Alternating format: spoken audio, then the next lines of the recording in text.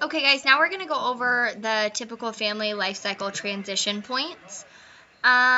These can lead to uncertainty about the future, and some of these are unexpected.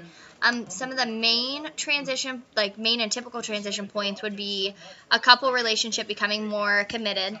So, in your adult part of your life cycle, having a significant other and moving in with them, or even getting married, is a really big family transition. The birth of a child or any child thereafter. When your children start primary school and secondary school. When a child becomes an adolescent. Anytime there's like a work or study change, so if you change jobs or change schools or things of that nature. When a child is of age to get a driver's license, that's a transitioning point. A big one is when children leave home for college, and typically this is like the first child to leave home, and then the last child to leave home is kind of the biggest transition. When parents retire from work, the birth of grandchildren, and then death of parents are a typical transition point.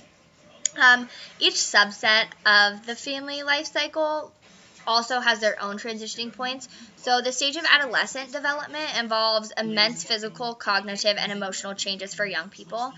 This is a stage between a child and an adult, and young people may swing between the two as they strive for autonomy and individuation. They may seek to spend more time with peers and confide in them, and become more private and appear to be disinterested in the family. Some cultures have rituals or institution ceremonies which mark the transition from childhood to adulthood. Some of these could be leaving home may signify an adolescent going to an adult, leaving school. Some people, it's getting a driver's license. And even in some families, it's having a beer with your dad is a lot of that transition point. Also, starting a new intimate relationship can kind of be that transition point from an adolescent to an adult.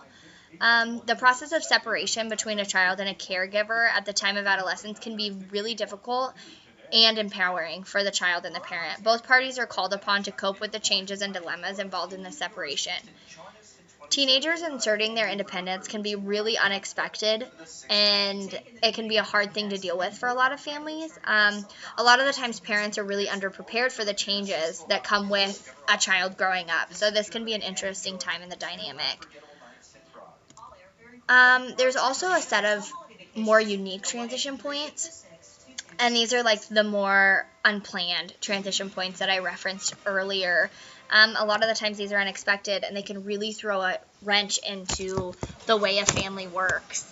An example of these would be parental separation. So parents getting divorced can really affect children and families. I mean, the whole dynamic and everything changes when they separate. Also, when parents establish new relationships after that divorce and bring another person into the family dynamic. Illness is a really unique transition point because if someone in the family were to get really sick, it really changes the way the whole family works. Unexpected death. Personally, I lost my mom at 8 years old, and I know that this was a huge, unique transition for us, and it kind of flipped our world upside down, and we kind of had to regroup and re-put together our family's dynamic. Financial difficulties can also really affect a family. If you're used to living a lifestyle that is maybe a little more lenient, and then you go to riding the poverty line, that's a big thing in your family, and that can really change things up as well and be hard. Violence and events related to drug addiction are also unique transition points. What makes this interesting is these transition points can be difficult for anyone, but when you have a child with a disability, it's even 10 times more difficult because a lot of the times disabled children don't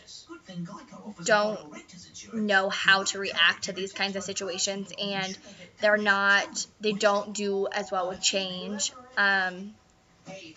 For example, autism is a really big example of a disability that children have a hard time with transitions and changing routine, and because a lot of the times routine is the only thing that these kids have that they feel comfort in.